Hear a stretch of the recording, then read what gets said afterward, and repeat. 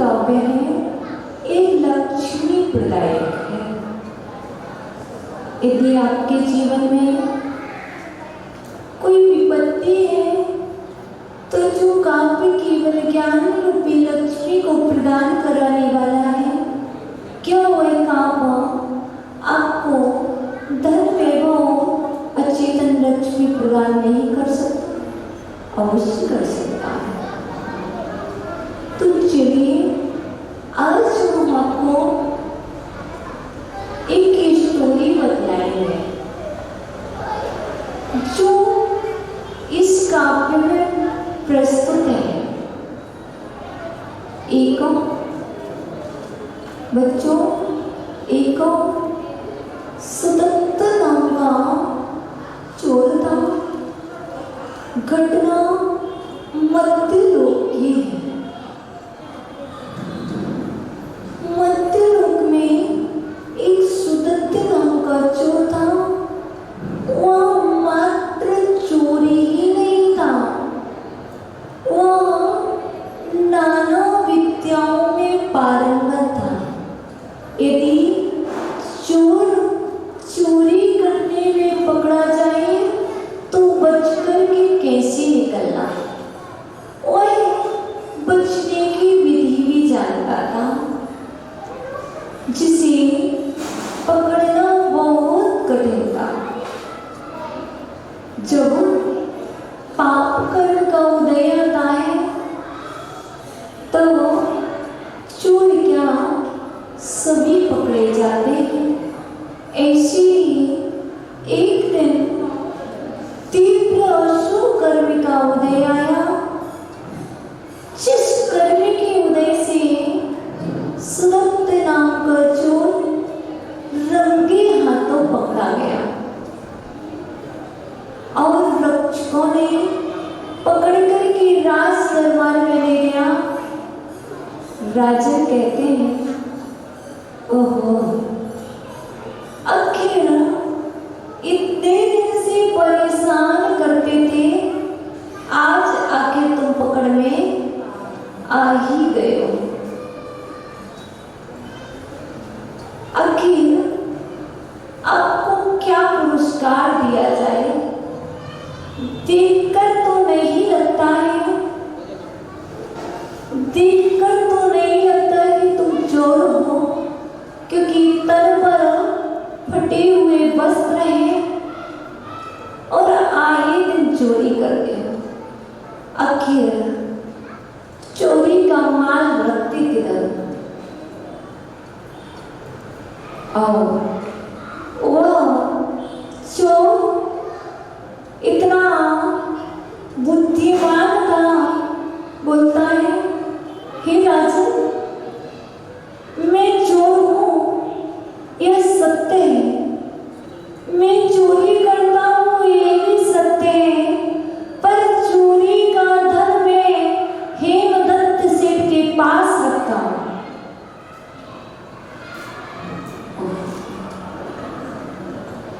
शब्दों में इतना ओज था, इतना तेज था कि राजा को विश्वास जमने लगा कि चोर सत्य कह रहा है। और इधर हेमदत्त सेठ कहते हैं, राजन, हम जैनी हैं, हम 5 पापों से डरते हैं, हम 4 कसाइयों से डरते हैं, पानी को जान करके पीते हैं और भूमि पर देख देख कर चलते हैं। हम क्यों चोरी करवाएंगे? हम क्यों चोरी का माल अपने घर पर रखेंगे? जैसे ही हेमदत्त सेठ का प्रभाव राजन पर पड़ा और इधर सुदत्त चोर श्वास को तेज करते हुए बोलने लगा, सेठ, आपको थोड़ी भी शर्म नहीं आती? आप स्वयं डूबे और मुझे भी डुबाओगे? हम गरीबों पर दया करो,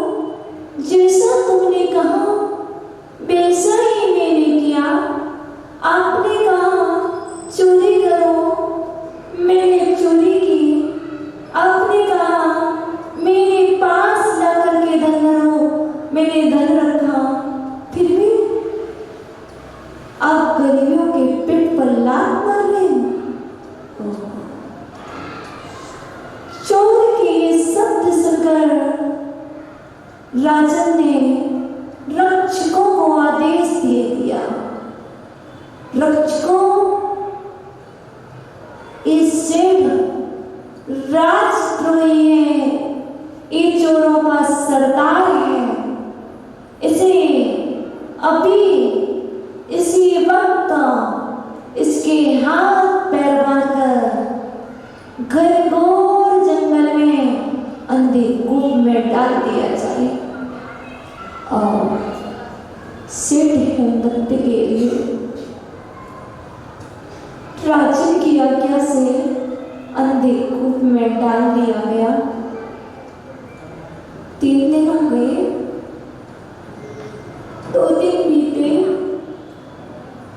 सेठ जी अंधे कूप में है, क्योंकि अशुभ कर्म उदय में आया है, सेठ सम्यक दृष्टि है और सेठ जी को श्रद्धा है, विश्वास है, मैं निर्दोष हूँ, मैं चोरों का सरदार नहीं हूँ, मैं राजद्रोही नहीं हूँ, मैं सम्यक दृष्टि हूँ। और सेठ जी अंधे कूप में पड़े हैं और वक्तामर स्त्रोत का पाठ कर रहे हैं। सेठ जी ने पहला काम और दूसरा काव्य पढ़ा, रिद्धि को पढ़ा, मंत्र को पढ़ा।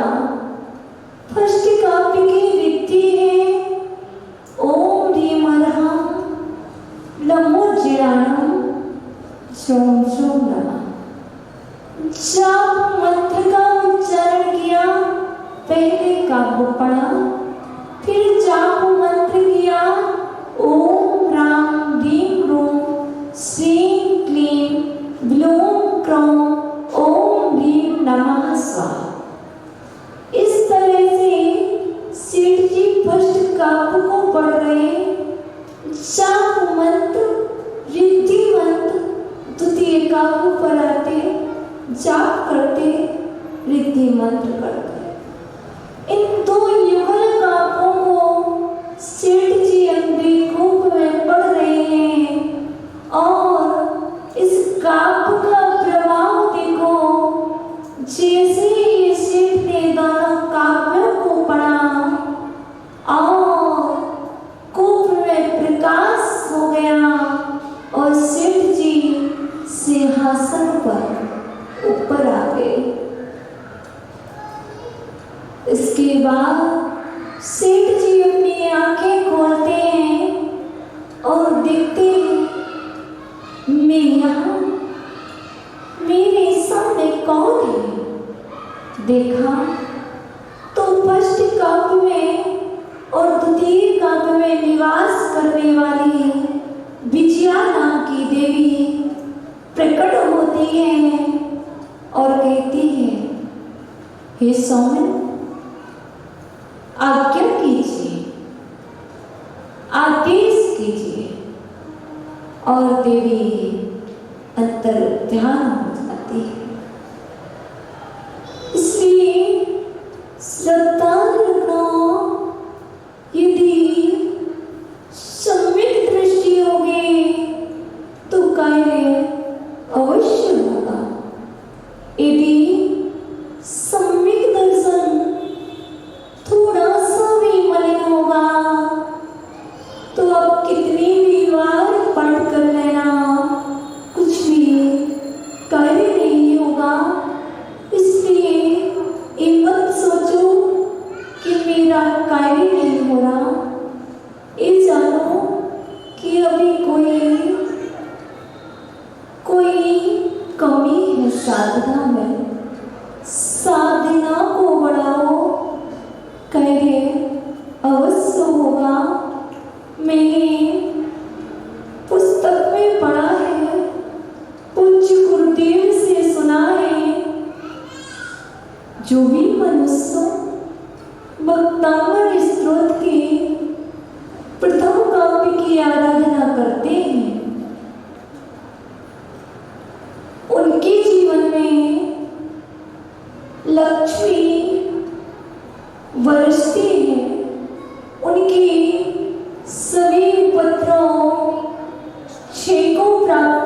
जाते हैं।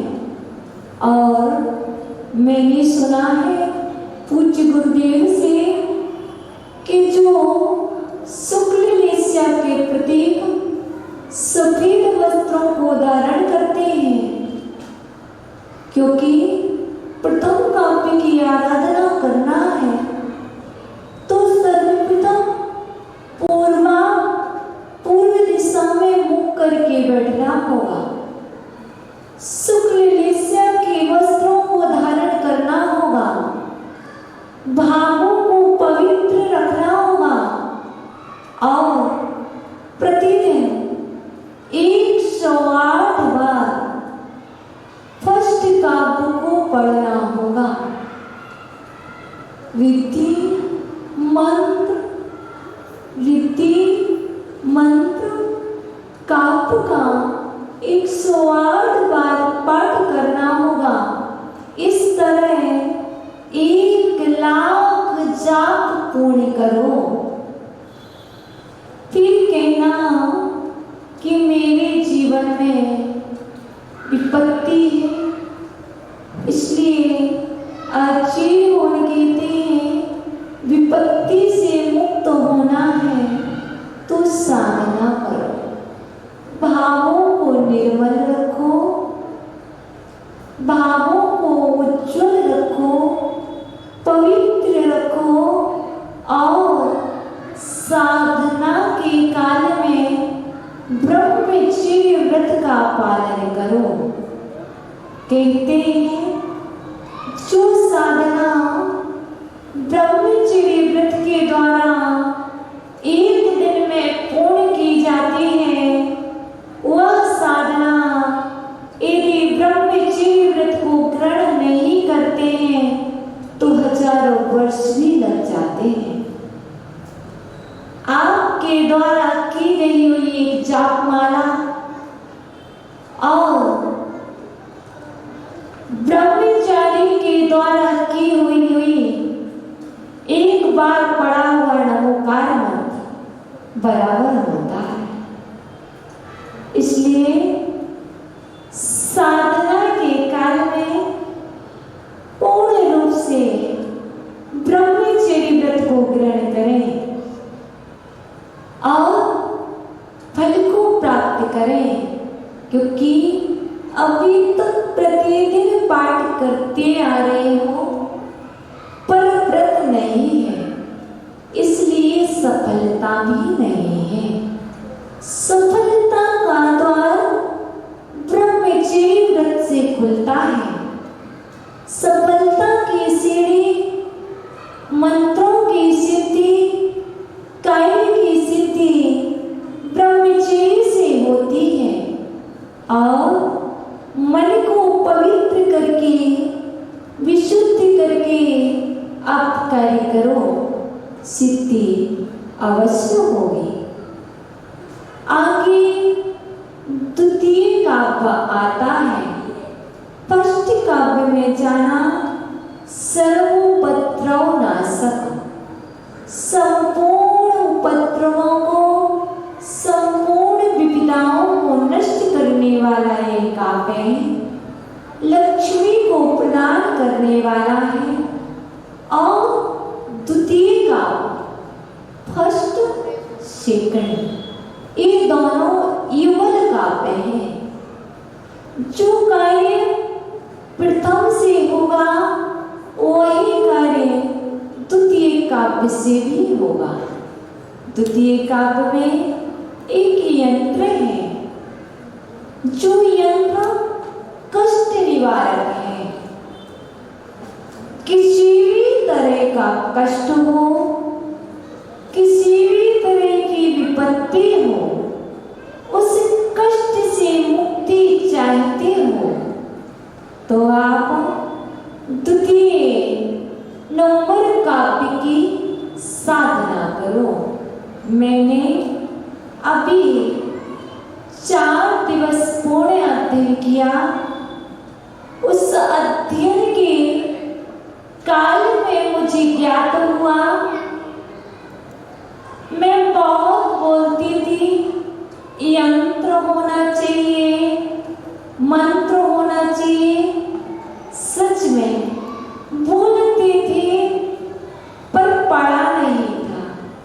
लेकिन अभी 4 दिन पूर्व में जो स्वाध्याय कर रहे थे उसमें पुस्तक में पाया जो यंत्र है वह यंत्र किस लिए कार्यकारी है। जिस भी जीव के लिए काव्य की आराधना करना है, यदि प्रथम काव्य की आराधना करते हो तो काव्य का यंत्र अनिवार्य है।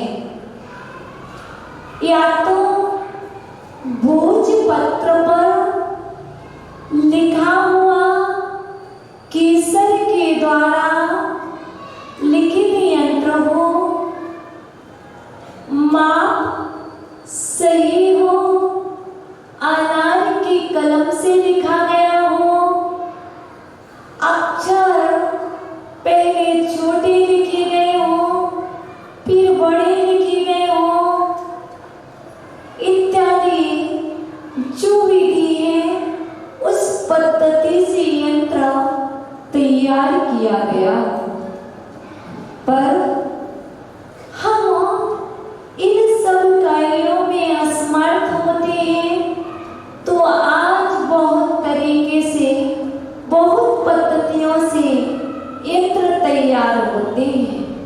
तो मैंने पुस्तक में पढ़ा, जब भी साधना करो, जब भी किसी को रेकी दो,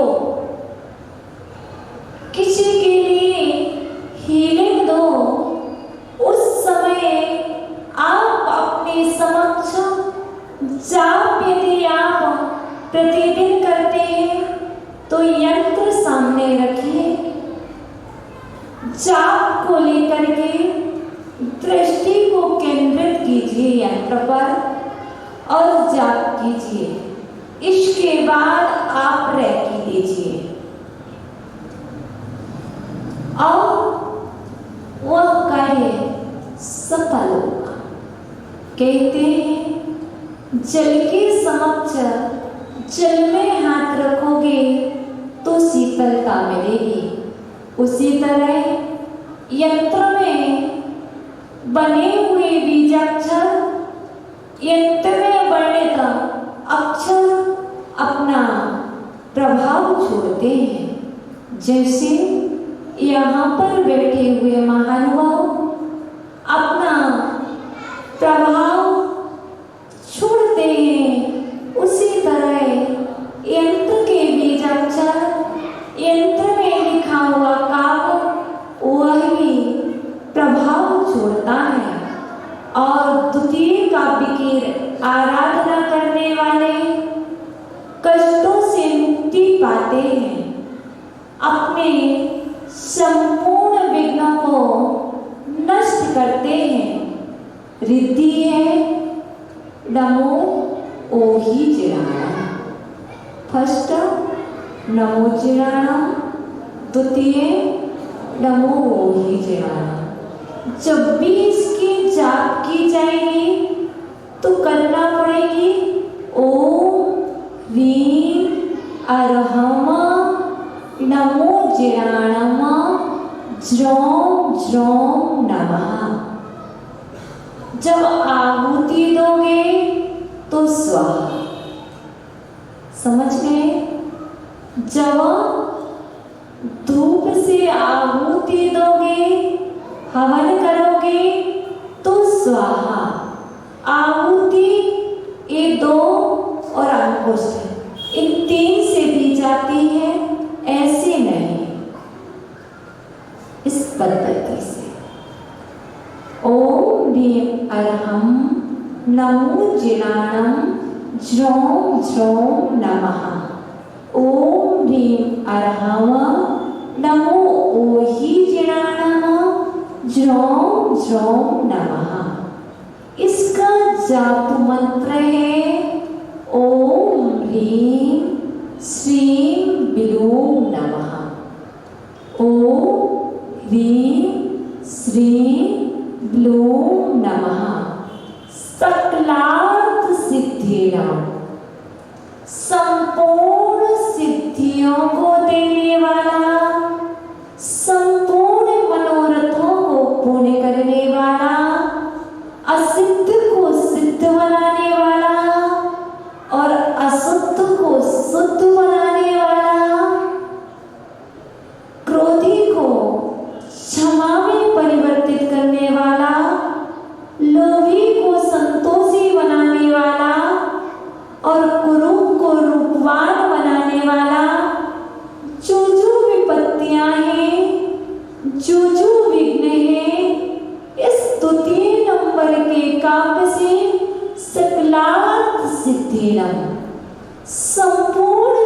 बुद्धियां होती हैं। इसलिए आप ये विकल्प छोड़ दीजिए कि मुझे 45 नंबर करना है कि मुझे 6 नंबर से बुद्धि बढ़ाना है। यदि बुद्धि बढ़ाना है तो द्वितीय नंबर काव्य की आराधना करो। यदि बुद्धि को बढ़ाना है तो पहले नंबर काव्य की आराधना करो। निरोगी होना है तब भी आप इन दोनों से किसी भी नंबर काव्य की आराधना कर सकते हैं। इसका प्रभाव मैंने देखा, मैंने अनुभव किया।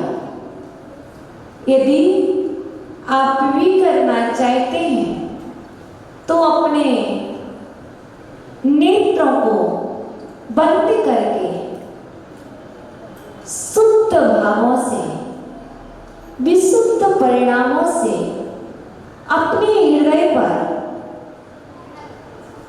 आदिनाथ भगवान को, अपने हृदय पर क्लीन को लिखें। आदिनाथ भगवान को देखें, नमस्कार करें। आपके पास है, मात्र विधान में बोलते हो ओम भीम नानामल संस्तुताय सकल रोग हराय क्लीं महाबीजाक्षर सहिताय हृदय स्थिताय श्री विसर्जनाय। शब्दों में मत बोलो, भावों से हृदय में क्लीन को लिखो। आदिनाथ भगवान को अपने नयनों के सामने प्रकट करो और नमस्कार करो। देखना, जस्ट विशुद्धि जागेगी। प्रैक्टिकल देखना हो तो सुबह 5 बजे आना। कैसे नहीं विशुद्धि जागती, कैसे नहीं परिणामों में निर्मलता आती, आएगी। इसलिए ये द्वितीय काव्य है जहां पर अभी बतलाया था शुक्ल वस्त्र, शुक्ल लेस्या के प्रतीक है। यहाँ पर संपूर्ण सिद्धि को करने वाला यह द्वितीय नंबर का काव्य है। इस काव्य के वस्त्र का भी विधान है। अभी विधान चल रहा है। जब समापन होगा तो उसी कलर के वस्त्र पहनाए जाएंगे। एक द्वितीय काव्य में काले कलर के वस्त्र होना अनिवार्य है, ब्लैक। आप ब्लैक को अशुभ मानते हो, लेकिन मैं आपको बता दूं, जो काला कलर है वह भी सफेद से ही बना है। जितने भी कलर हैं सभी कलर पहले सफेद हुआ करते हैं, उसके बाद उन पर रंग दे करके कलर परिवर्तन किया जाता है। तो यह जो भी महानुभाव द्वितीय काव्य की आराधना करते हैं उन्हें काले परिधान और परिणाम शुक्ल होना अनिवार्य है। परिणाम शुक्ल, परिधान काले, माला काली, आसन काला, दिशा पूर्व और समय पौराणिक बेला, प्रातः वेला, जिसे बोलते हैं कि सुबह सुबह की जो प्रातः वेला है। और इस काव्य की सिद्धि के लिए 21 दिन की साधना अनिवार्य है। 21 दिन 30 तक प्रतिदिन 108 बार काव्य को पढ़ना, जाप करना, मंत्र करना, और यदि कोई महानुभाव 7 दिन में इस काव्य की आराधना करना चाहता है और करता है तो उसे प्रतिदिन 1000 बार इस काव्य का पाठ करना होगा, रिद्धि मंत्र सहित। इसके बाद वह काव्य जीवन पर प्रभाव छोड़ता है। सिद्ध होने की बात नहीं कर रहे, सिद्ध करना नहीं। एक बात ध्यान रखना, सिद्धि करने को बतला नहीं रहे, साधना करने की बात कह रहे हैं। जैसे आप भक्तामृत स्तोत्र के 48 उपवास करके साधना करते हो, आप कल्याण मंदिर के 44 उपवास करते हो, आप तत्वार्थ सूत्र के 10 उपवास करते हो, नमोकार मंत्र के 35 उपवास करते हो और साधना करते हो और कर्म की निर्जरा करते हो। आचार्य भगवान कहते हैं काव्य की आराधना से, मंत्रों की आराधना से, भैया एक विशेष बात बतला दो, मंत्र सिद्ध होता है और रिद्धि सिद्ध कभी की नहीं जाती है। ध्यान से सुनना, मंत्र सिद्ध किया जाता है, सिद्ध होता है, और रिद्धि कभी सिद्ध नहीं की जाती है। रिद्धि को मात्र पढ़ने से, उच्चारण करने से संपूर्ण कार्य ऑटोमेटिक सिद्ध हो जाते हैं। इसलिए कभी भी रिद्धि को सिद्ध करने का पुरुषार्थ मत करना। इसलिए साधना करना, आराधना करना, अपने मनोरथों को पूर्ण करना, अपने कर्मों की निर्जरा करना, परिणामों को विशुद्ध रखना, क्योंकि रोग रहित होंगे, निरोग काया होगी तो साधना अच्छी होगी। इसलिए अच्छे से करना, विशुद्ध भावों से करना, संपूर्ण कार्य सिद्ध होंगे, यहाँ तक कि आप सिद्ध भी बनोगे। तो मैं आज आपको द्वितीय काव्य में निवास करने वाली देवी है, उसका नाम है विजया। प्रथम काव्य में निवास करने वाली प्रथम काव्य की अधिष्ठाता देवी है तो वो भी विजया है। पहले और द्वितीय काव्य की देवी का नाम है विजया, और ये दोनों युगल काव्य हैं। सकलार्थ सिद्धिरम मैंने भक्तामृत स्तोत्र में सुना है, 6 नंबर काव्य को पढ़ने से बुद्धि बढ़ती है। सत्य है? कुछ बोलो। हाँ। और मैंने 45 काव्य से सुना है कि रोग रहित होते हैं, बीमारियां दूर होती हैं। लेकिन मैं आज आपको वह काव्य पर ले जा रही हूँ जिस काव्य को पढ़ने से,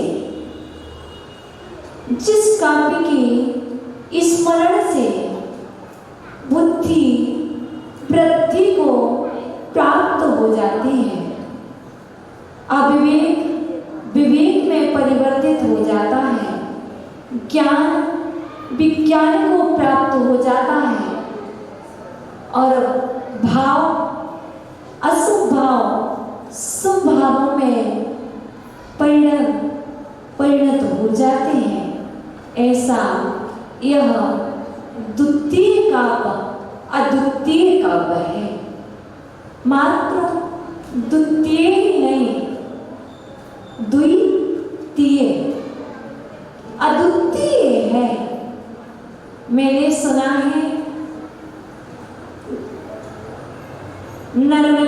जन्म अमरकंटक से हुआ, सत्य है। नर्मदा कहाँ से निकली? कहाँ से निकली? और अमरकंटक से। गंगा का जन्म कहाँ से हुआ? हिमालय से, बराबर। मैंने ऐसा सुना है कि गंगा अमरकंटक से जन्म लेती है, गंगा हिमालय से जन्म लेती है, नर्मदा अमरकंटक से जन्म लेती है। तो यहाँ पर क्वेश्चन आता है मन में कि बुद्धि का जन्मदाता कौन है? बुद्धि की जन्मदात्री कौन है? कौन है? आप बतला पाएंगे? क्वेश्चन नोट कर लेना, एग्जाम लेंगे। बुद्धि का जन्मदाता कौन है? भक्तामर स्त्रोत से। तो चलते हैं, जो बुद्धि का जन्मदाता है वह कौन है? तो द्वितीय काव्य में आया है, एक सेंटेंस लिख लेना। बुद्धि का जन्म कहाँ से होता है? तत्वबोधात उद्भूत बुद्धि। हम मन से नहीं, आगम से बताएंगे। जो भी बोलेंगे गुरु से सुना बताएंगे, जिनवाणी से पढ़ा हुआ ही बतलाएंगे। तो बुद्धि का जन्मदाता, बुद्धि उत्पन्न कहाँ से होती है? तो आचार्य मोगलमानतुंग स्वामी कहते हैं, तत्वबोधात उद्भूत बुद्धि। फर्स्ट पंक्ति और सेकंड पंक्ति लिखा है, यह संस्तुता सकल वाङ्मय तत्वबोधा उद्भूत बुद्धि। अब यहाँ पर संधि विच्छेद होगा, तत्वबोधात उद्भूत बुद्धि। तो बुद्धि का जन्म कहाँ से हुआ? तत्व के बोध से बुद्धि उत्पन्न होती है। तत्व के बोध से बुद्धि जन्म लेती है। आंसर आ गया। तो वह कितने तत्वों से? कैसा तत्वों? सकल वाङ्मय, संपूर्ण वाङ्मय के तत्वबोध से बुद्धि उत्पन्न होती है। इसलिए यदि बुद्धि बढ़ाना है तो काव्य को पढ़ो, बुद्धि बढ़ाना है तो स्वाध्याय को करो, बुद्धि बढ़ाना है तो 7 तत्वों के नाम को जानो। बुद्धि वृद्धि को प्राप्त हो जाएगी। देखो स्टार्टिंग में जब अमरकंटक से नर्मदा निकली थी तो एक एक बूंद बूंद करके निकली थी, बराबर। जब नर्मदा निकली थी स्टार्टिंग में तो एक एक बूंद बूंद करके नर्मदा निकली थी। और आज कितनी हो गई? विशाल हो गई। ऐसे ही अब पाठ तो करो। आप भक्तामर स्त्रोत का पाठ तो करो। आप सोचो कि एक दिन में ही संपूर्ण कार्य हो जाए।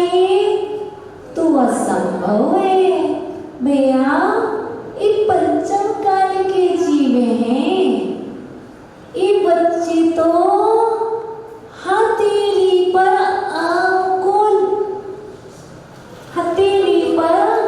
आम लगा देखना चाहते हैं कि मैं आज बीज डालूं और कल आम आ जाए। तो आचार्य मोहन कहते हैं आम का बीज डालने के बाद कितने वर्ष लग जाते हैं आम आने में? कभी 3, कभी 10 वर्ष लगते हैं। और अब तो 1 वर्ष में भी आम आने लगे। और तुम 1 दिन में अपनी सिद्धियां करना चाहते हो। तो आचार्य मोहन कहते हैं क्रम से धीरे धीरे आज कुछ पढ़ा तो ये तो ज्ञात हुआ कि द्वितीय काव्य अद्वितीय है। इतना तो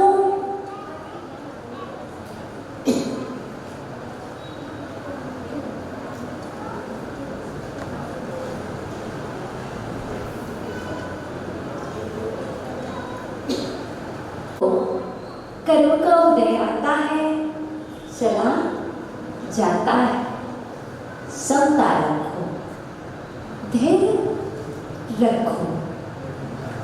क्रम से सिद्धियां होती हैं, इसलिए आप घबराना नहीं, डरना नहीं, भय मत खाना, और कभी ये मत सोचना मेरे को 10 वर्ष हो गए प्रतिदिन वक्तम्बर का पाठ कर रहे, अभी तक तो ऐसा हुआ नहीं। माता जी कह रही है कैसे होगा, मुझे तो विश्वास नहीं होता। ऐसा सोच रहे हैं कुछ लोग कि प्रतिदिन पाठ करते हैं पर ऐसा अभी तक नहीं हुआ। विश्वास रखना, श्रद्धा रखना, मन में किंचित भी विकल्प मत लाना ऐसा होगा कि नहीं, इस साधना का फल प्राप्त होगा कि नहीं, विकल्प मत लाना। कहाँ है होगा, आज नहीं तो कल नहीं तो परसों, पर एक ना एक दिन कार्य अवश्य होगा। तो हम सभी द्वितीय काव्य को जाने कि आखिर इस काव्य में है क्या। प्रथम काव्य में अर्थ जाना था पाप से पापों को नष्ट करने वाला, एक कारण फर्स्ट काव्य का अर्थ पापों को नाश करने वाला, हित का उपदेश देने वाला और संसार से प्राणियों को निकालने वाला। मात्र ये 3 ही चीजें थी। आज जो काव्य है, कल आपने 2 चरण की वंदना की थी, ठीक है। आज जो काव्य है यहाँ पर सिर्फ संकल्प कर रहे हैं। जैसे आप संकल्प कर रहे हो मैं भक्तों के शिविर में आऊंगा, ये आपका संकल्प है। ऐसे ही मानतुंग स्वामी ने यहाँ पर संकल्प किया। पहले तो आदि ब्रह्मा को नमस्कार किया, उनके चरणों की वंदना की। उसके बाद आचार्य मोहन मानतुंग स्वामी ने द्वितीय काव्य में संकल्प किया कि मैं आदिनाथ की स्तुति करूंगा, स्तुति करके रहूंगा, संकल्प है मेरा। तो यहाँ पर संकल्प किया तो वह अर्थ तो बहुत सरल है, पहले एक बार उच्चारण कर लें। विसर्ग को विसर्ग का उच्चारण करना, जहां पर विसर्ग होता है तो क्या बोलते, अह हा आके पीछे दो बिंदी रखते तो क्या बोलते? अह, अम, अह, अम, अह। अब इससे क्या होगा ये प्रैक्टिकल कल बताएंगे। अम, आह, तम, ताम, अम, आम, इस सब का प्रैक्टिकल आगे आपको बताएंगे। तो यहाँ पर ये विशेष ध्यान रखना, जहाँ पर अनुस्वार है तो अम, और जहाँ पर विसर्ग है वहाँ पर अह। यह संस्तुतः, यहाँ पर गलती हमेशा करते हो और कर रहे हैं। संस्तुतः,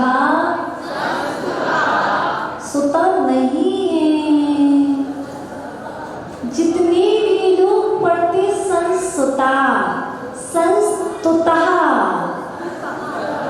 पुस्तक देखेंगे यह संस्तुतः सकल वाङ्मय तत्त्वबोधा दुद्भूत बुद्धि पटुहि सुरलोक नाथै, विसर्ग है ना, नाथै स्त्रोतै जगत त्रितय चित्त हरै हृदय स्तोष्ये किलाह मपि तम प्रथमं जिनेन्द्रम्। एक पंक्ति हम बोलेंगे, एक आप, जो हम बोलेंगे उसी को रिपीट करना। यह संस्तुतः सकल वाङ्मय तत्त्वबोधा,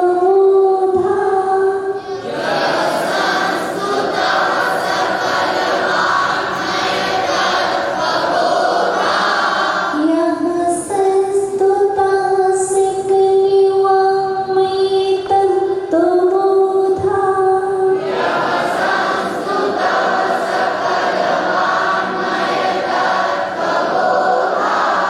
बुद्धि बुद्धि पटुहि सुरलोकनाथै,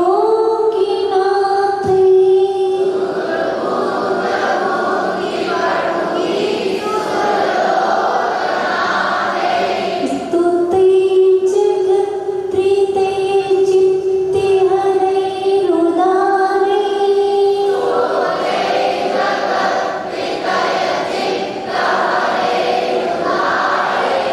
तुलसी किलाहि मपि तं प्रतिमं जिनेन्द्रम्।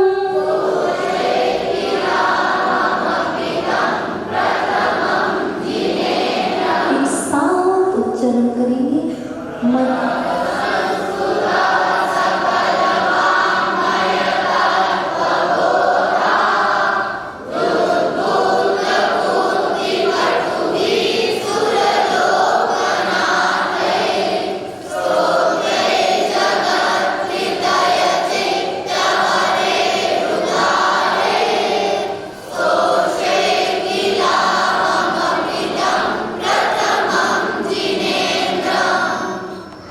यहाँ पर अर्थ को जानेंगे। सकल वाङ्मय अर्थात संपूर्ण द्वादशांग के तत्त्वबोधात्। यहाँ पर कौन सी विभक्ति है? तत्त्वबोधात् पंचमी लिख लेना। तत्त्वबोधात् पंचमी विभक्ति। उद्भूत, तत्व के बोध से उद्भूत उत्पन्न हुई, बुद्धि पटुहि, बुद्धि के द्वारा चतुर, तृतीया विभक्ति। बुद्धि पटुहि, बुद्धि के द्वारा चतुर, सकल वाङ्मय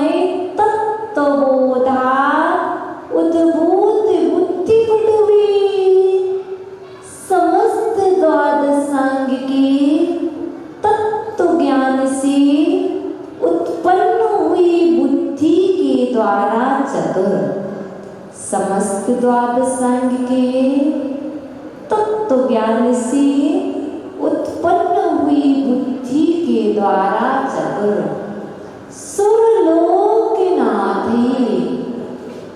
तृतीया इंद्रों के द्वारा जगत त्रितय तीनों लोकों के चित्त हरी चित्त को हरने वाले उदारही उत्कृष्ट स्त्रोतों से यहाँ इस सर्वनाम शब्द है अव्यय यह जो सर्वनाम यह जो सह वह जहाँ भी यह आ जाए वहाँ पर जो ही बोले यह जो संस्तुतः संस्तुत किए गए हैं तम उन प्रथमम जिनेन्द्र प्रथम जिनेन्द्र देवादिनाथ किनमें निश्चय से अहम अहम कौन से पुरुष का कौन सा वचन है अहम कौन से पुरुष का कौन सा वचन है कौन सी क्रिया है उत्तम पुरुष का एक वचन अहम मैं अपि भी स्तु से स्तुति करूंगा। ये तो अन्वयार्थ हुआ। भावार्थ में आचार्य भगवान यहाँ पर कह रहे हैं जो मानतुम स्वामी बोल रहे थे यह संस्तुता सुकलवा मय्यत तवोधा। तब मानतुम स्वामी क्या सोच रहे थे देवों के द्वारा पूजे। जब भगवान स्तुति कर रहे थे मानतुम स्वामी तो उनके दोनों हाथ ऐसे जुड़े हुए थे। बच्चों जब मानतुम स्वामी स्तुति कर रहे थे तो उनके दोनों हाथ जुड़े हुए थे और गवासन से बैठे हुए थे नेत्र बंद थे आंखों के सामने आदि ब्रह्मा थे। स्तुति का संकल्प था और शब्दों में उच्चारण में मुखरित हो रहा था यह संस्तुता और अंदर में भाव चल रहे थे भगवान के देवों के द्वारा पूजित देवों के द्वारा पूजित जन प्रथम तीर्थंकर श्री आदिनाथ देव की मनोहारी स्तुति जो इंद्रों ने की है देवों के द्वारा पूजित जिन प्रथम तीर्थंकर आदि ब्रह्मा आदिनाथ भगवान की स्तुति जो मनोहारी इंद्रों ने की है उन त्रिभुवन की स्तुति मैं मानतुम स्वामी भी करूंगा। यहाँ पर संकल्प किया। द्वितीय का अर्थ क्या है देवों के द्वारा पूजित जिना प्रथम तीर्थंकर आदि ब्रह्मा आदिनाथ भगवान की जो मनोहारी स्थिति देवों ने की है वह स्तुति आज हम सब करेंगे मैं भी करूँगा। यह संकल्प आजीवन मानतुम स्वामी का था और मानतुम स्वामी के मुखारविंद से यह वक्तव्य स्त्रोत 7वीं शताब्दी में धार की उस नगरी में मुखरित हुआ जो आज तक हम सभी के पास है। मानतुम स्वामी के जाने के बाद भट्टारक परंपरा आई और उस भट्टारक परंपरा में किन्हीं भट्टारकों ने यंत्रों को अपनी बुद्धि से तैयार किया और किन्हीं ने इसके ऊपर संस्कृत में कथाओं को आलेखित किया, उसका वर्णन कल बतलाएंगे। एक कहानी किसने लिखी है, किस समय लिखी गई है, और आज भी श्रावकगण इस स्रोत पर विश्वास करते हैं और अपने कार्य की सिद्धि करते हैं, क्योंकि समय आपका पूर्ण हुआ है। ये द्वितीय का भी पूर्ण हुआ है। समय के साथ आप भी अपने आप को पूर्णता को प्राप्त करें, मनुष्य जीवन की सफलता को प्राप्त करें। ओम नमः।